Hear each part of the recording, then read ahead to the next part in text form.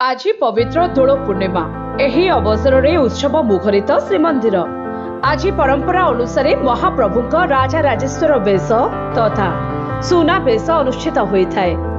महाप्रभुक मध्याह्न धूप पर एही सुनाबेश अनुष्ठित होता है। दुर्लभ बेश दर्शन पाई पुरी रे लक्षाधिक भक्तंकर समागम होइछि।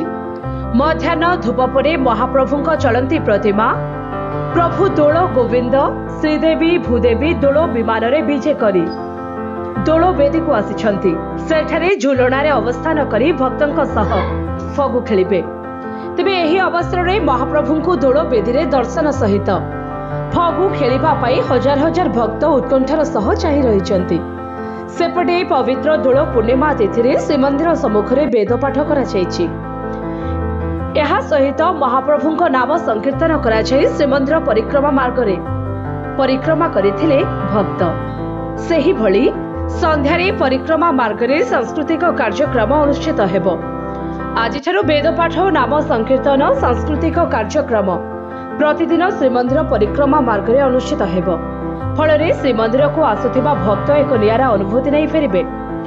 ସେପଟେ ଦୋଳ ପୂର୍ଣ୍ଣିମା ଅବସରରେ ଶ୍ରୀମନ୍ଦିରରେ ଦେବୀ ସରସ୍ୱତୀଙ୍କ ମନ୍ଦିରରେ आज पंजिका पाठन हेबो। सेपटे दोल पूर्णिमा अवसर में श्रीमंदिर में देवी सरस्वती मंदिर में आज पंजिका पठन हेबो। परंपरा अनुसार आज दोल पूर्णिमा अवसर में पंजिका प्रचलन होता है। सेपटे श्रीमंदिर में प्रबल भक्तों समागम को दृष्टि रखा जाए सुरक्षा व्यवस्था कड़ाकड़ी करा जायछि। भीड़ नियंत्रण पाई अधिक पुलिस फोर्स मुतयन करा जायछि। तेबे पवित्र दोल उत्सव को भक्त माने आनंद उल्लास रे पालन करबा को पुरी जिलापाल कहिसेंति। आज पवित्र दोल उत्सव समस्त हार्दिक अभिनंदन जनाया चाहिए। एंड जमी कहले आज एक बहुत पवित्र दिन। एंड देखुवे कि आमर जो पूर्व भी कार्यक्रम रही है आज दोल उपलक्षे आउ थे आज सका वेद पाठ होची। एंड सन्ध्या भजन स्वतंत्र कार्यक्रम रही। एंड समस्त जहाँ भी रीतिनीति अच्छी खसड़ा प्रस्तुत है से प्लान अनुसार चलती। तो पुनर्बार समस्त शुभेच्छा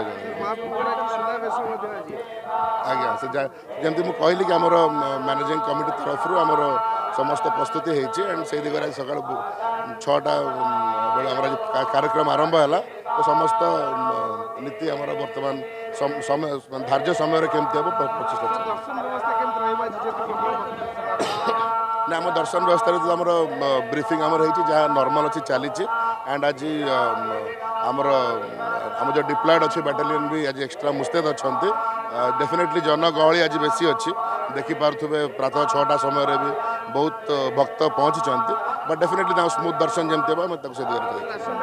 ब्यूरो रिपोर्ट जे न्यूज।